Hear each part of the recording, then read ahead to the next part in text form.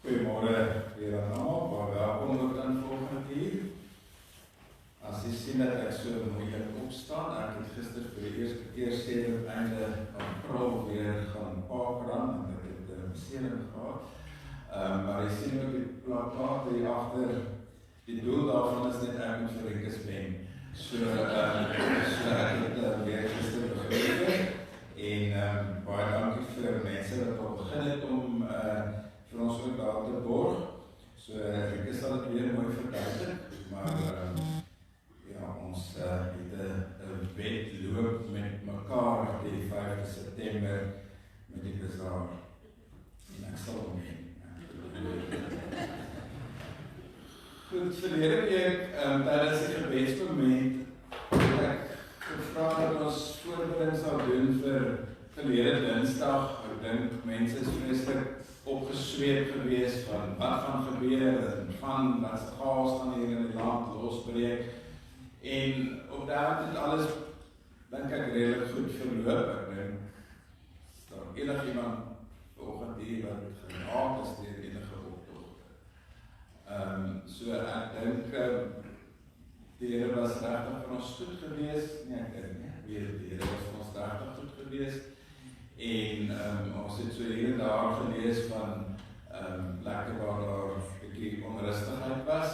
Maar oor die algemeen dink ek het alles baie goed verloop. En ek het gedink dat ons vandag ook vir die Here gaan dankie sê daarvoor. Dankie dat sy seën ook op ons land is. Maar dat ons nog steeds voorbereiding doen. Ons weet daar lê 'n munisipale verkiesing voor wat nie meer te ver is nie. En ons weet dat hierdie tyd kan geweld ook toeneem onder mense. So kom ons sê vir julle dankie vir Dinsdag wat goed afgeloop het. En ons bly bid ook vir die hele situasie van xenofobie en alle fobies wat daar is. En party van hulle kan ek nie eens uitspreek wat ek van lees nie. Maar ons bid net dat die Here vir ons regtig vrede en kalmte in ons land sal gee, ook vir die verkiesing wat voor lê.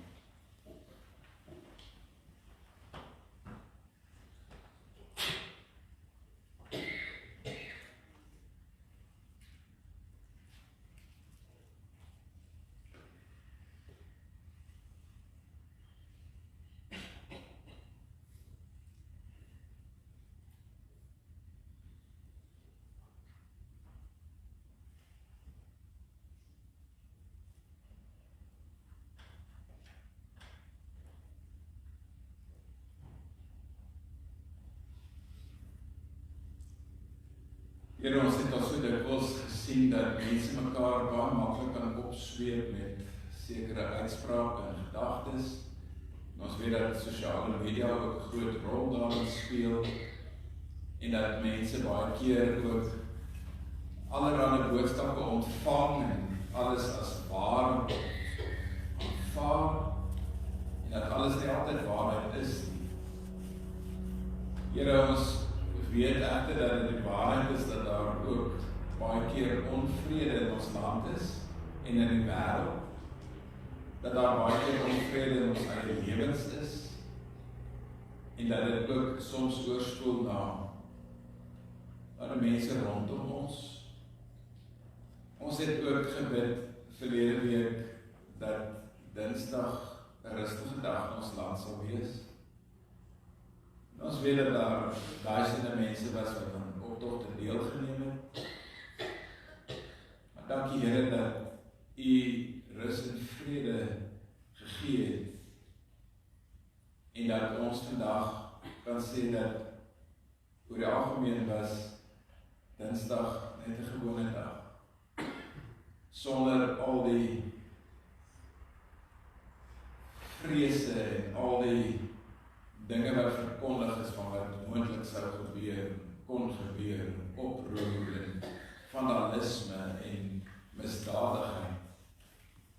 Dankie dat U dit verhoed het. Here, help ons om so te leef dat ons altyd die vrede na buite sal uitleef.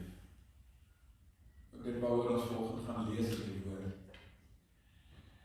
Here, so in die aanloop munisipale verkiesings later verjaar, weet ons dat op politieke gebied die stryd sal toeneem, maar ons vertrou hier ook daarvoor, dat hier ook daar vrede sal gee. Ons lees van politieke leiers wat koelbloedig vermoor word om hulle weg te raai.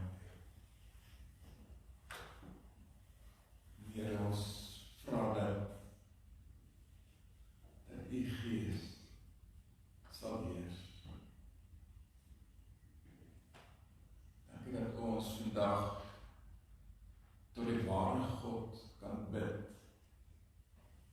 vir ons land en verkiesings, dat ons nie in een of ander tempel gaan bid en glo dat 'n God met ons sal wees, maar dat ons vanoggend tot die lewende God kan bid en die kan vertrou. Amen.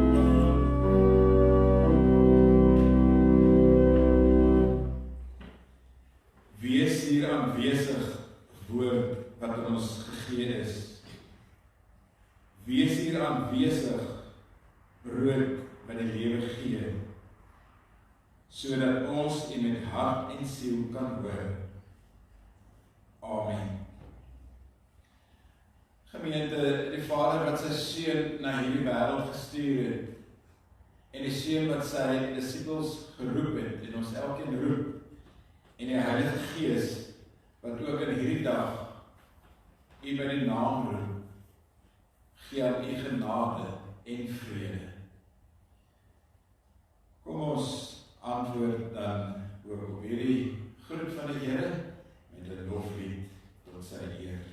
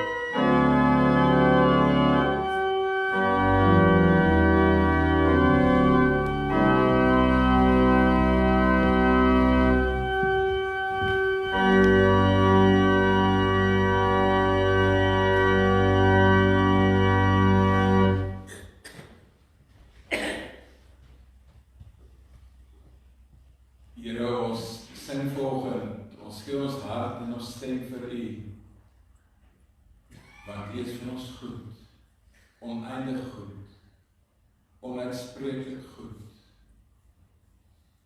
U voed ons elke dag met kos, maar U voed ons ook met U self.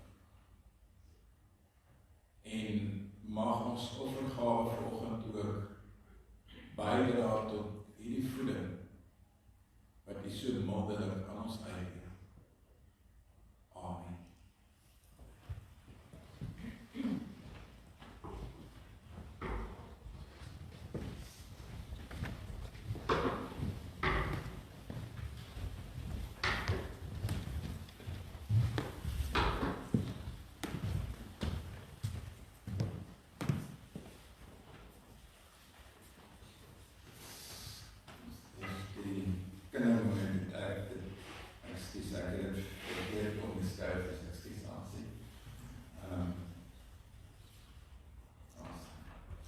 Goed, kinders, kan we vorentoe kom.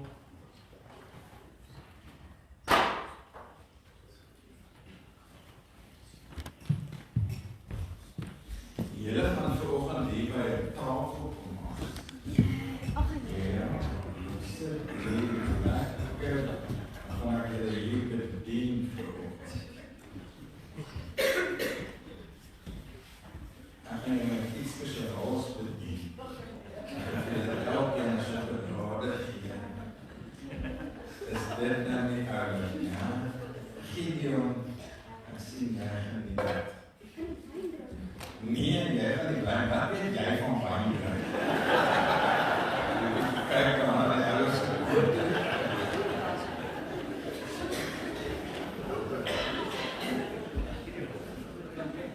Goed, ek wil gou by julle terwyl ons hier by die tafel sit. Wat is julle elkeen se gunsteling kos? Ja, spinasie.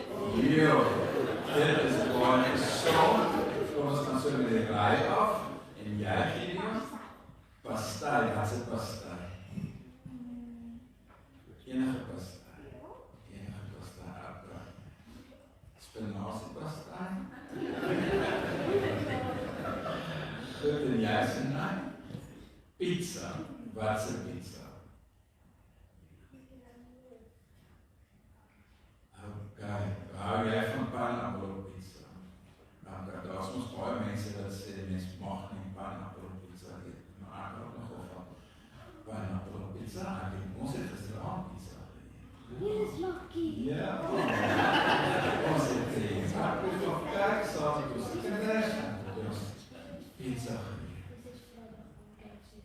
KFC, dit is nog lekker. En jy? Sê jy? Dis pasta.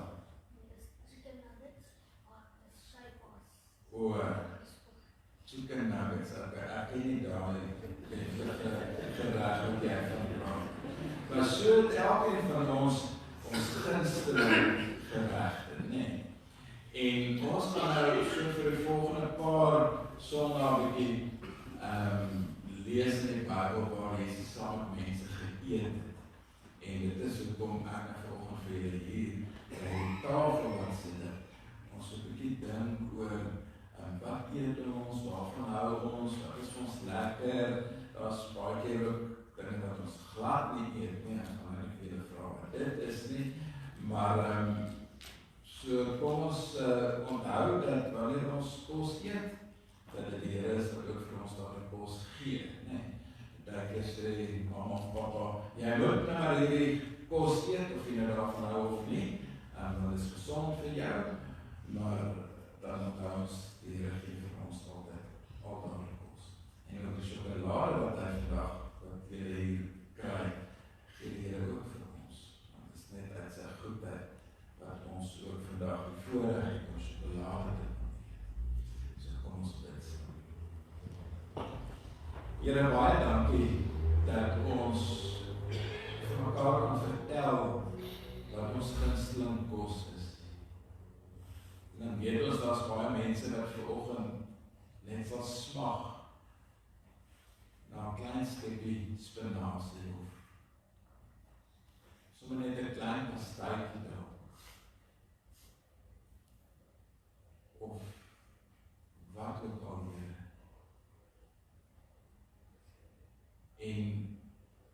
ons sê dankie vir U,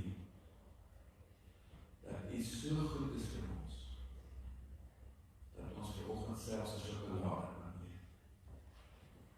En as ons vanoggend gaan lees in die Bybel, waar U saam met mense geëet het, dan bid ek dat ons ook daarin sal leer wat U vir ons wil sê.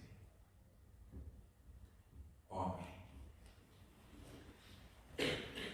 Ek wil gaan hoor, as jy dalk iemand anders wat verjaar, want as in my kop is teen mekaar, ek besef dat dit moes ons nou eers families gewees het.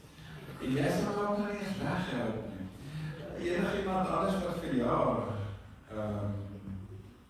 niemand, want ek wou nou by die verjaardag kom toen ek moes nou eers families gewees het. Goed, julle kan dan maar gaan sit, wat julle so verjaar, dan gaan sit julle.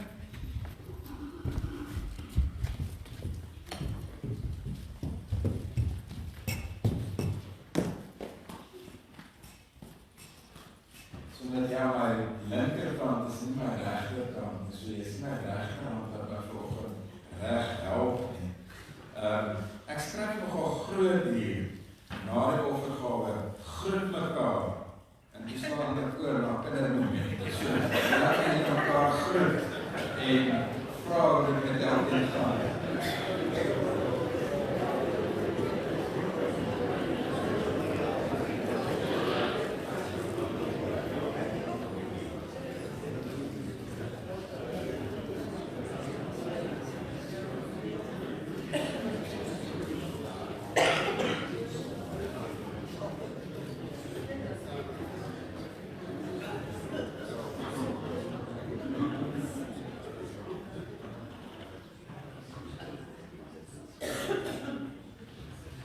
Goed, as ons dan by die familienies kom, daar is nie baie dinge wat ons vanoggend gaan doen nie. Met die skoolvakansie is die aktiwiteite so 'n bietjie minder. Die eredienste wat logis afgetrek gaan wel voort, soos normaal, onthou dat Rikus is ook met verlof tot die 26ste Julie, so jy kan my kontak as daar enige probleme is. Dan is daar nog, ek dink, 1 kamer, dalk 2 kamers beskikbaar by leesgerus met die senior werkweek, so as daar nog iemand is wat graag wil saamgaan, dan is jy baie welkom om my te kontak. Ons wil graag hê dat al die kamers vol sal wees. Goed, dan wil ons amptelik ook 'n paar mense welkom sê hier in die gemeente, maar ek weet nie of hulle volgende hier is nie. Dan hier na Lindekie, ja, so goed, en dan Pat en Kas van Eden, ek het gekyk, jy sien hoe hulle is die volgende nie, en Piet en Mandy, Janse van Rensburg, hulle sit op die dag. Nou, ons het gebruik hier om vir die nuwe intrekkers met elkeen so 'n sak te gee van ons gemeente, so as dit dalk hier so kom haal, dan sal dit goed wees, dan sien die mense sommer wie, hoe lyk die nuwe intrekkers.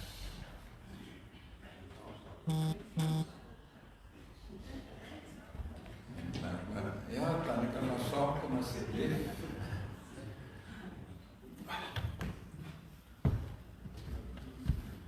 So amptelik welkom hier by ons. Ons het mekaar daarom al gegroet en welkom gesê, maar amptelik baie welkom hier by ons. Baie dankie. En ek het vanoggend vir Wessel gesê, ek ken nie die tannie sê, ek sien haar elke dag daar in die straat loop, is 'n baie oulike vrou. So ons is bly dat ons 'n baie oulike vrou, baie welkom hier by ons.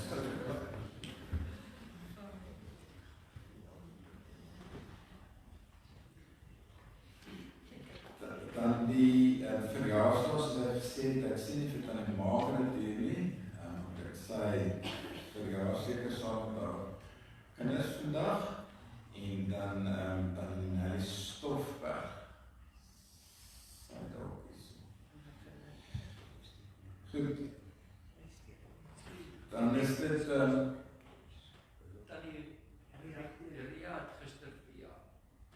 wie? Ria Gericke. Hier sit in die Ria. My jene tannie, ek het gewoon net die mense wat hier inkom en ek sien nie staan nie. Ek is dankie mense, jy is my regterhand. Tannie Ria, baie geluk, ek het dinsdag met tannie Ria geluk gesê, sy is altyd die een wat vir ons klavier speel. Ek het verlede Sondag gesê, so nou kan ons sien wie is die tannie wat klavier speel vir ons. So tannie kan kom kers aansteek hier asseblief tannie. Met ek kom vir tannie bring.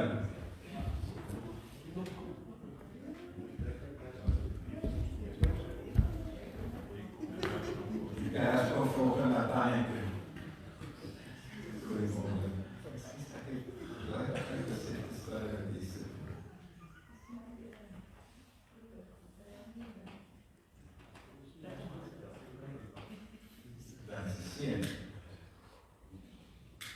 Die sien dat hy so bly oor is wat kom kuier is.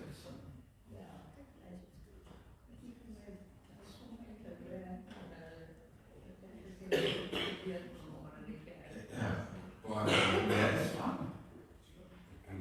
Australië, ja. Ek wou sê dis reg. Waar is.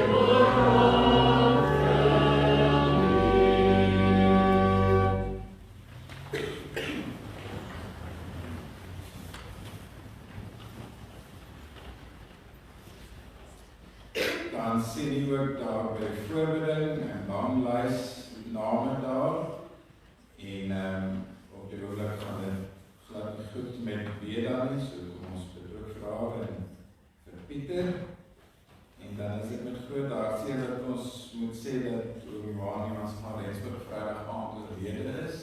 Ons name staan nog hier op die voorbereidingslys, maar dit is nou klaar gedruk en uitgestuur gewees. Hy is Vrydag aand dan oorlede en die begrafnisdiens is voorlopig so ver gereël vir die 13de, so môre oor 'n week vir die oggend hier in die kerk. So kom ons bid ook vir Tina en vir hulle kinders en die Here vir hulle sal vashou in hierdie tyd. Dan sien jy ook dat Hans Verlies se naam op die gebedslys is, maar ek het so berigie gekry van Bell dat Hans en tannie Bessie 62 jaar getroud is. Watter dag is dit dan nie? Op watter datum is dan hulle getroud? Tannie Bessie?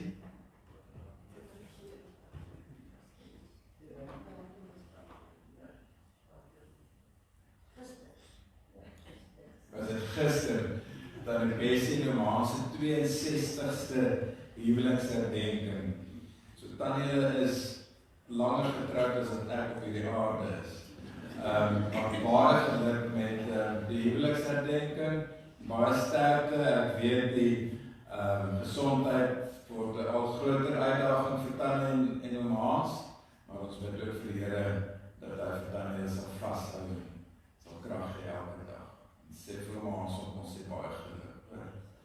Ja, ek weet nie vir wie moet ek die meeste geluk sê, vir hom wat met tannie al so lank uitgehou of tannie met hom nie, maar ek dink albei is besonderse mense, so ek dink tannie en Hans verdien mekaar en julle is goed vir mekaar. Ek sien dit altyd, so baie seën ook op die pad vorentoe. Goed.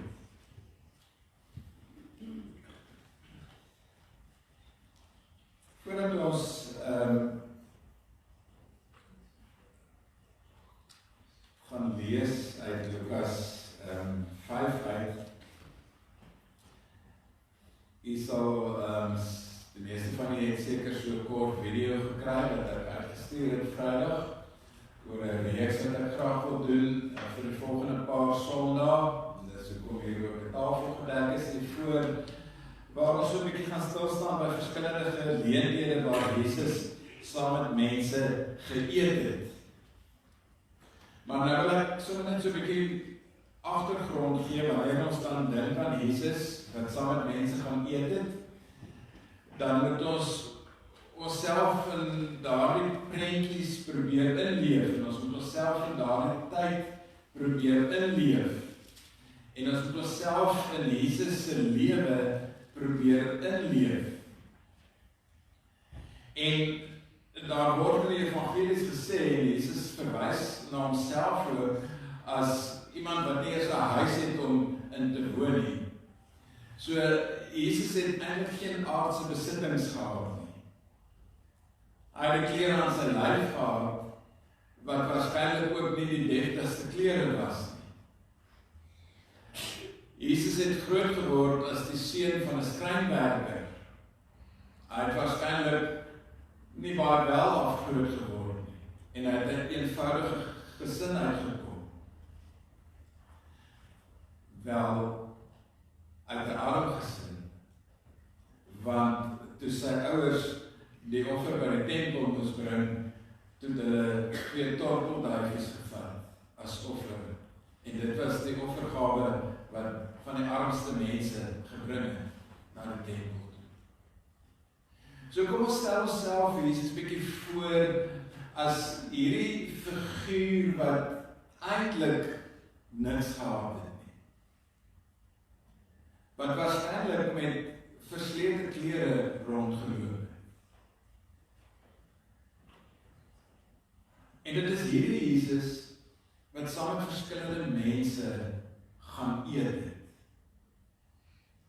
En ons gaan by verskillende soorte ete stil staan waar Jesus saam met mense geëet het. Partykeer het hy saam met deftige mense gaan eet. En kom ons stel onsself nou voor hierdie Jesus wat glad nie 'n deftige lewe geleef het nie. Ek wil dit amper noem dat ons sou kon dink aan iemand wat op straat leef in vandag se tyd. Dat hierdie Jesus saam met mense, deftige mense, geëet het. Ander kere het hy saam met eenvoudige mense geëet. Maar by elke ete wat daar vir ons in die evangelies van geskryf word, waar Jesus saam met mense geëet het, het hy dit met 'n spesifieke doel gedoen. En het hy daardie geleentheid gebruik om vir die mense iets te leer. Soms het hy net by 'n ete opgedaag, en as ons nou van etes praat, dan moet ons miskien ook meer dink aan partytjies. En van die geskiedskrywers skryf dat van hierdie partytjies dalk nogal robbepartytjies kon wees.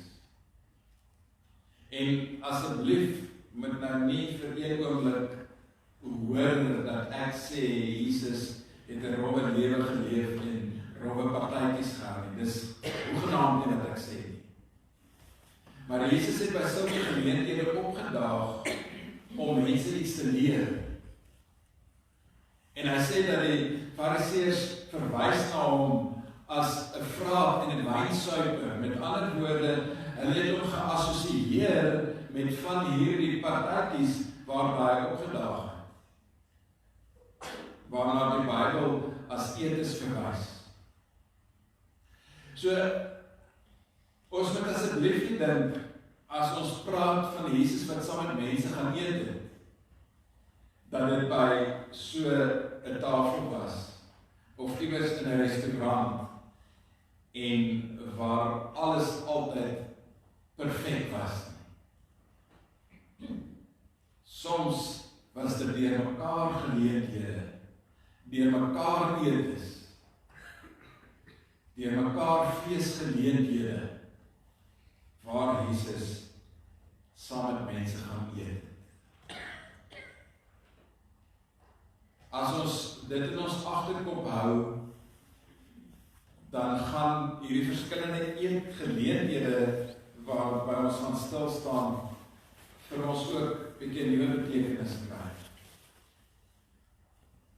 As ons besef wat het regtig by so 'n geleentheid gebeur waar hierdie man wat op straat geleef het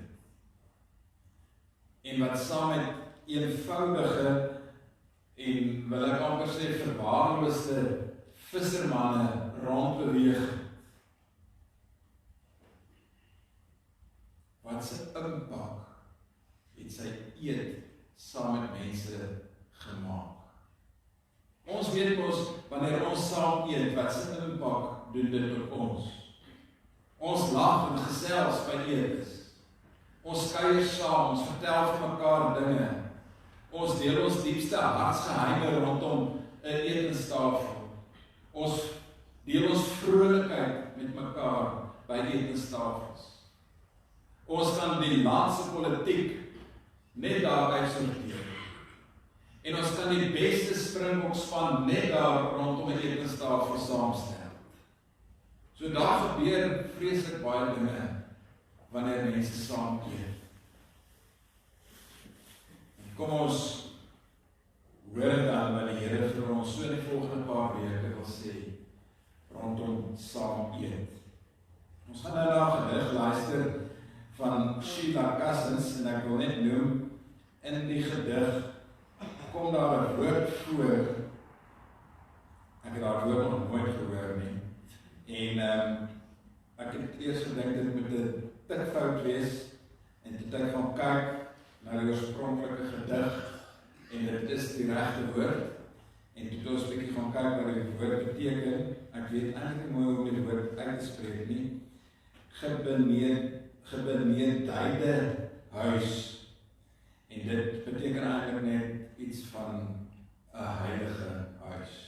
Maar dit is 'n vreemde woord. Maar kom ons luister na die gedig. Klein belade. Ek soek die huis van 'n timmerman. Ek soek die tafel. Die eenvoudig gedekte. En die werkplek van die waterspaan van Maria die onbevlekte. Ek soek die dinge van hulle elke dag.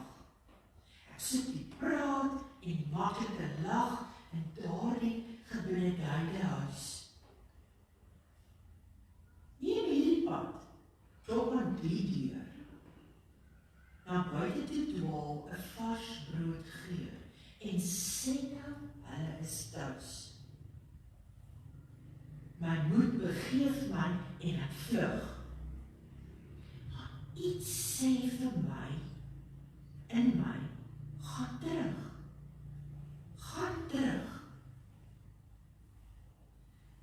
Sy staan reeds in die deurkosyn. Toe draai ek en ek vind verstom, ek het voor my eie deur gekom. My huis is hare, my huis is syne. Nou ken ek die huis van timmerman. Ek ken die tafel, die eenvoudige gedekte, en die bergplek van die waterspaan van Maria die onbevlekte.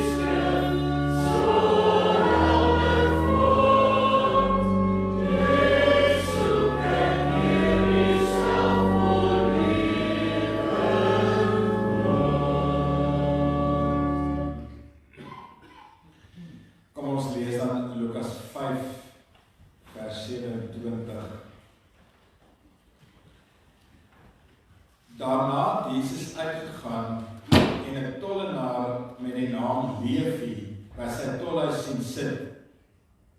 En hy sê vir hom, volg my.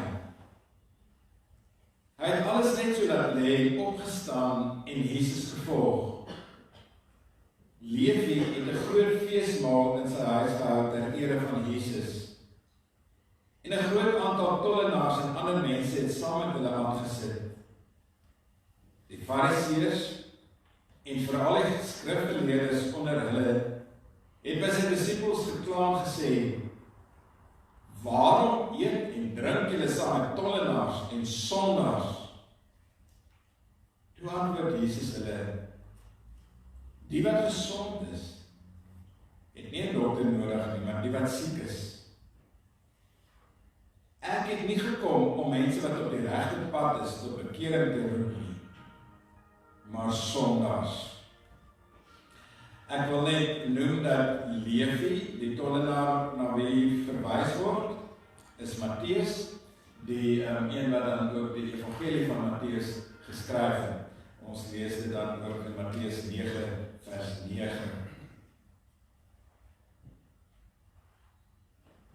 Wie sou jy graag na jou etenstafel wou nooi? Wie sou jy graag aan jou etenstafel wou hê? En hoekom? Hoekom daar 'n spesifieke persoon of persone?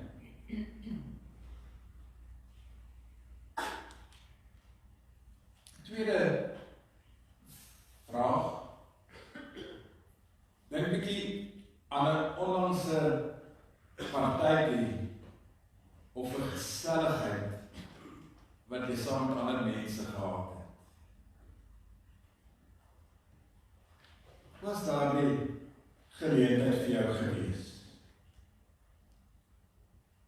En die Riaat vir my so 2 weke terug gesê van haar seun wat uit Australië kom kuier en dat sy gesê ek toe kom werk en toe sy gesê sy gaan vir die eerste keer en dan ek sê dan sy agter kleinkinders sien, nee, wat in Australië gebore is ek reg?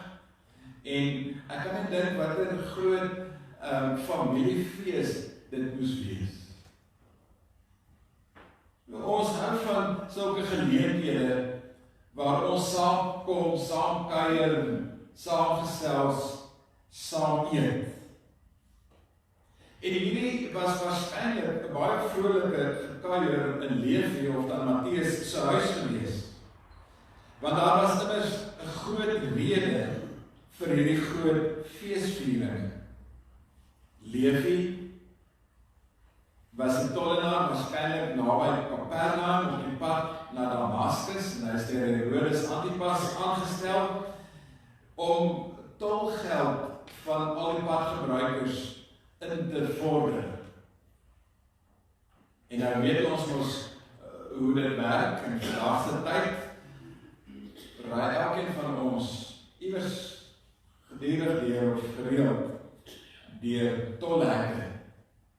En moet ons betaal voordat ons deur daardie tolhek kan ry. So was dit ook in daardie tyd gewees dat mense moes dan tolgeld betaal om die pad te kan gebruik waarop hulle goedere vervoer het of waarop hulle gereis het.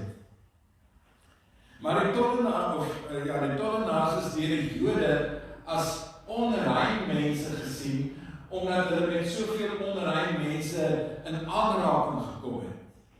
Want hierdie tollenaars het met alle mense oor die spektrum van die lewe in aanraking gekom. En volgens die Joodse wette, as jy in aanraking met 'n onrein persoon gekom het, dan was jy self ook onrein gewees. Daarby was hulle dan in diens van die gehate Romeinse ryk gewees. En die Talmud, die Joodse wetboek, het hulle selfs as rowers beskryf.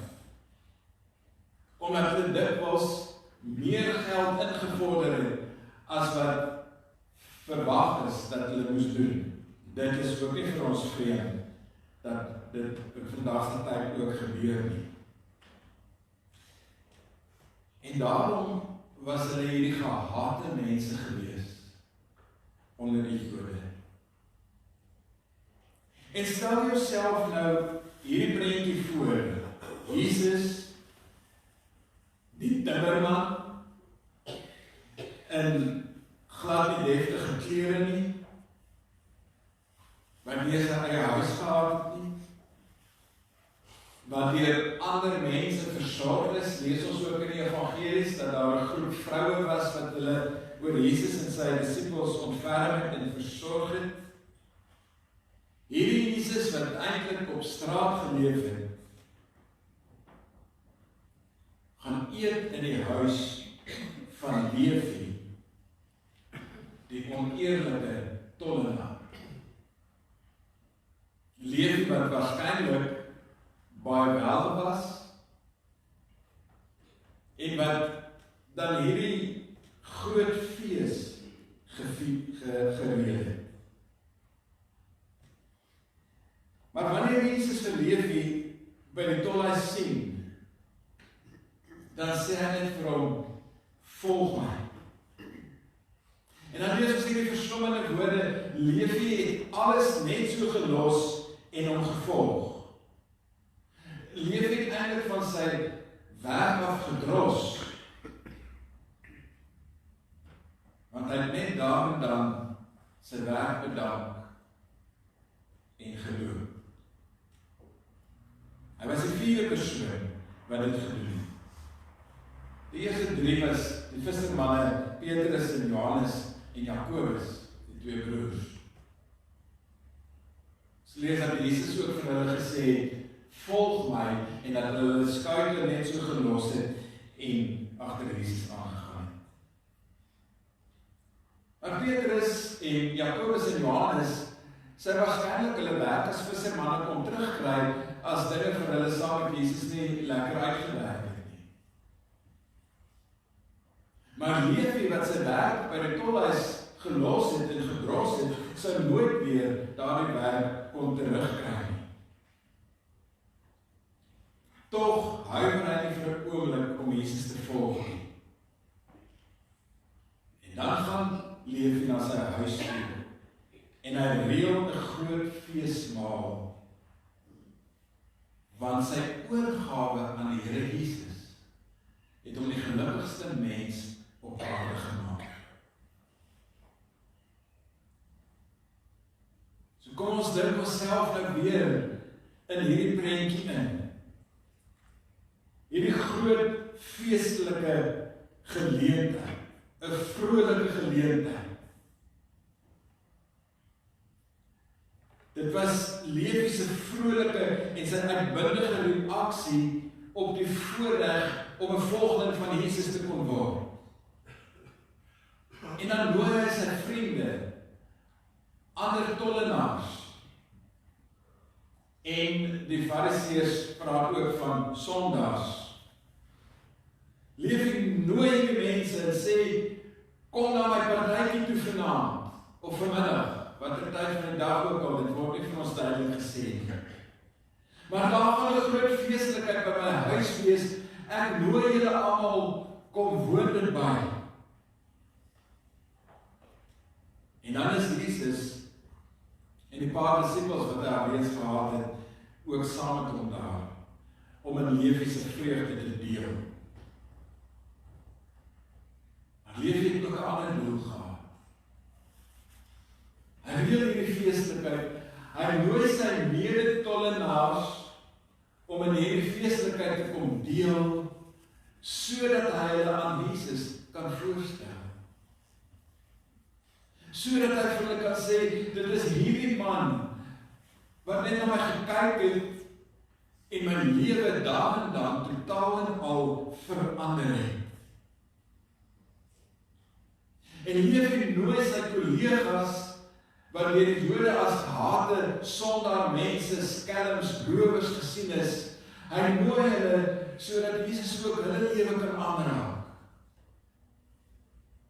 Dat hulle ook in die vreugde kan deel oor wat dit beteken om Jesus te volg.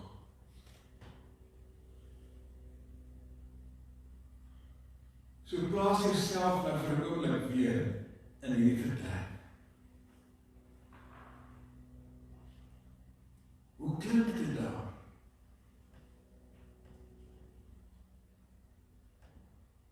Hoe ruik die kos? Hoe proe dit? Hoor jy hierdie uitbundige gelag?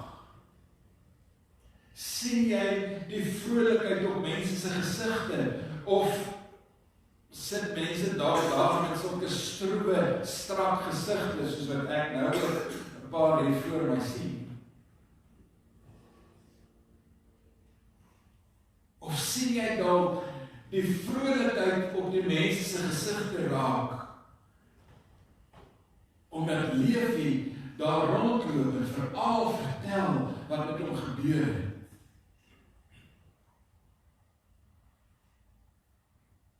En kan jy vanoggend in sy vrolikheid deel?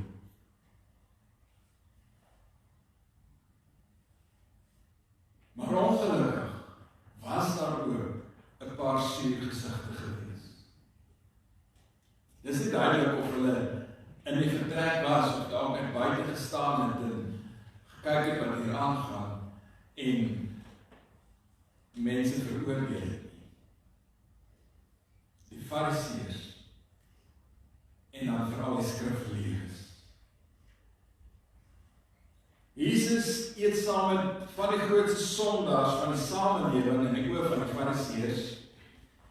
En dit was vir hulle 'n ernstige probleem geweest. Hoe kan Jesus, wat die heilige van God is, soos wat die besetene van Kapernaum vir Jesus genoem het, waarvan Lukas in hoofstuk 4 vers 34 vertel, hoe kon Jesus, die heilige van God,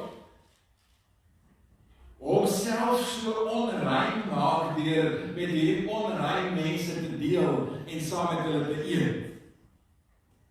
Hoe kan hy homself met hierdie sondaar mense bemoei? Hy moet toch weet wat in Levitikus 10 vers 10 staan, as hy dan nou hierdie profeet is, soos wat hy homself bekendstel, dan moet hy ons weet, daar moet duidelik onderskeid gemaak word tussen wat gewyd en ongewyd is, tussen wat onrein is en wat rein is. So die Fariseërs het 'n probleem gehad met Jesus, wat saam met Levi en ander tollenaars eet, en dan vra hulle vir Jesus se disippels, maar waarom eet en drink julle saam met hierdie tollenaars en hierdie sondaars?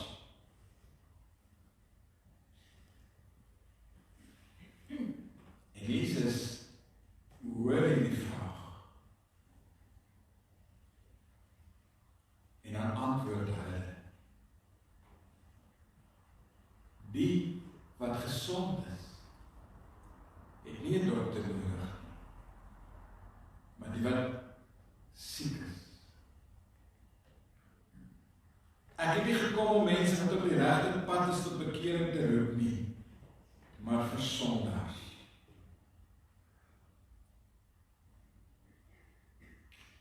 Wanneer jy ernstig siek is en jy gaan dokter toe, jy beland dalk in die hospitaal, staan die dokter daar op 'n afstand en sê, ek dink jy hanteer dit of dit, en miskien moet ons vir hierdie behandeling gee, en kom ons hoop maar dit werk. Nee, die dokter kom naby jou. Die dokter raak jou dikwels aan. Die dokter is in jou baie persoonlike ruimte en spasie om jou te kan genees. Jesus het nie van 'n afstand af na hierdie sondaar mense gekyk en gesê, ag ek vergewe julle nou en gaan maar aan met julle lewe. Jesus kom naby die mense.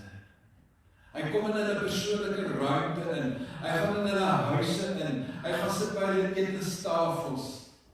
Hy bemoei homself met hulle. Hy raak hulle aan. Hy raak die melaatses aan. Hy raak die sondaars aan om naby hulle te kom. Want hy het gekom om die wat siek is, gesond te maak. Hy het gekom om die wat sondaars is, kinders van God te maak. Al het dit beteken dat hy homself in die oë van ander mense onrein gemaak het.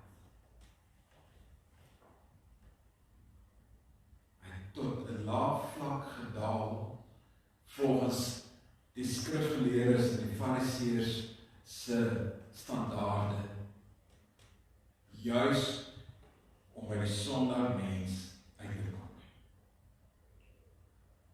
Maar met hierdie antwoord raak Jesus eintlik 'n groot stuk ironie aan. As die fariseërs vir Levi en die ander tollenaars as sondaars gesien het, dan moes dit mos hulle plig gewees het om na hierdie sondaar mense uit te reik en vir hulle te sê, maar julle leef 'n verkeerde lewe, dis nie hoe die Here wil hê dat julle moet lewe nie. Maar in plaas daarvan veroordeel hulle net vir Levi en die ander tollenaars. Sien hulle self as mense wat net eenvoudig die straf van God verdien. Jesus kom sê, sondaars is nie kriminele wat deur die wet gestraf moet word nie, maar sondaars is siekes wat deur die geneesheer aangeraak moet word om genees te word.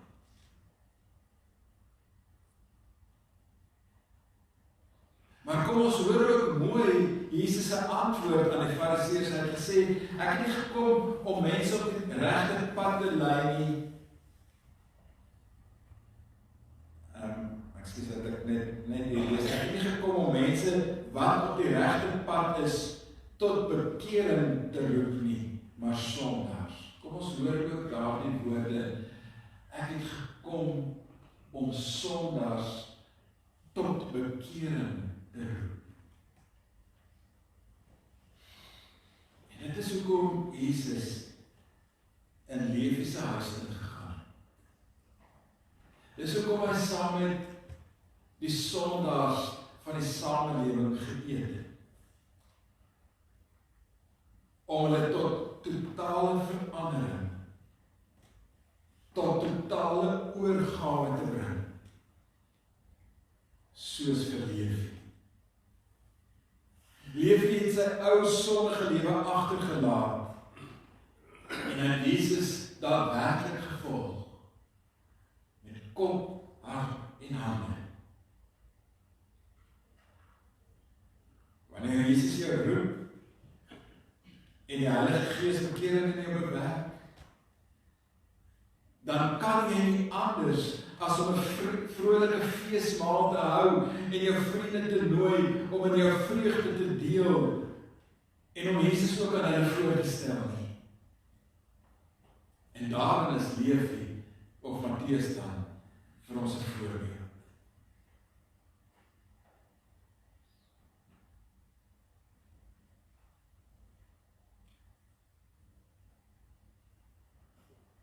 Wil jy dalk 'n ete saam met Jesus hou?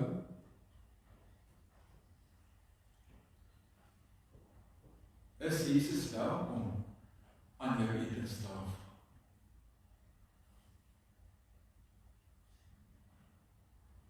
Deel jy in hierdie vrolikheid?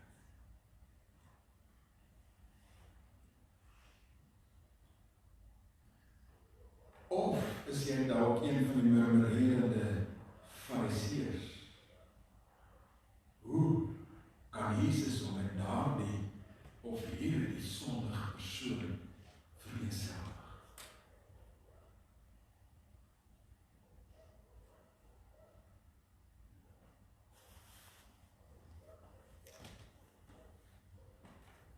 Miskien wil jy hierdie week 'n spesiale ete hê.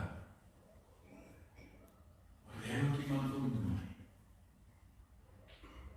Al is dit 'n koppie tee wat jy saam met iemand wil drink.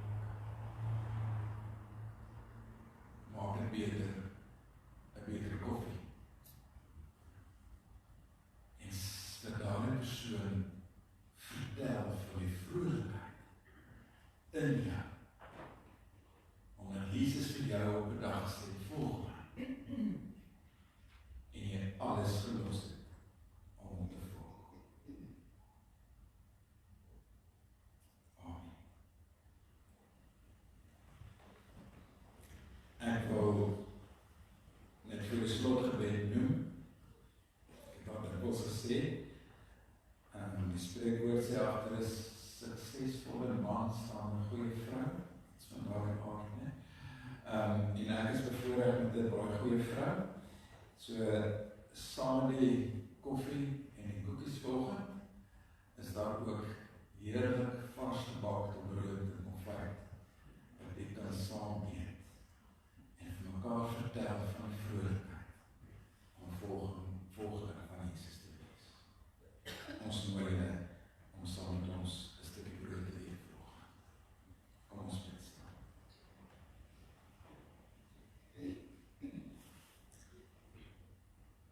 Here, dankie dat U vanoggend bereid is om saam met my 'n stukkie brood te eet. Dankie dat ek vanoggend die voorreg om saam met U te mag eet. Dankie dat ons in die vrolikheid kan deel, in 'n feeslikheid, in 'n feesmaal, omdat U ons lewens aangeraak het. Mag ons middagete vanmiddag, saam met wie dit ook al is, dalk alleen, mag dit vir ons elkeen 'n feesmaal wees. Omdat die lewende Here ons lewens aangeraak. Here, miskien as ons met onsself eerlik wil wees, sien ons ook iets van die murmurerende fariseërs in onsself. Staan ons dalk ook daar in die deur van hierdie vertrek waar die feeslikheid aan die gang is, en oordeel ons ook oor ander mense, saam met wie U wil eet. So Here, miskien is daar iets van albei in ons almal teenwoordig. Iets van die vrolike, uitbundige, feesvierende lewe, die tollenaar, wat deur U aangeraak is. Maar daar ook nog iets van die murmurerende fariseer en skrifgeleerde. En kom vergewe ons dan, Here. Kom verlos ons daarvan, sodat ons heelhartig kan deel in U feesviering. Amen.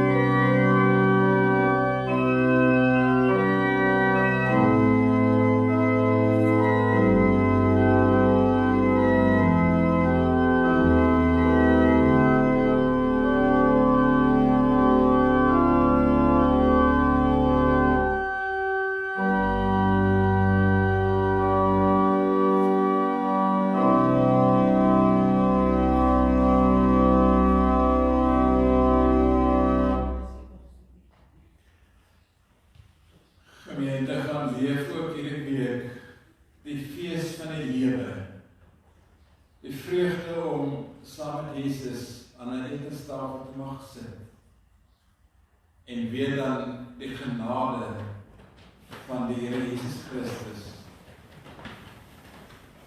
En die liefde van God, die Hemelse Vader.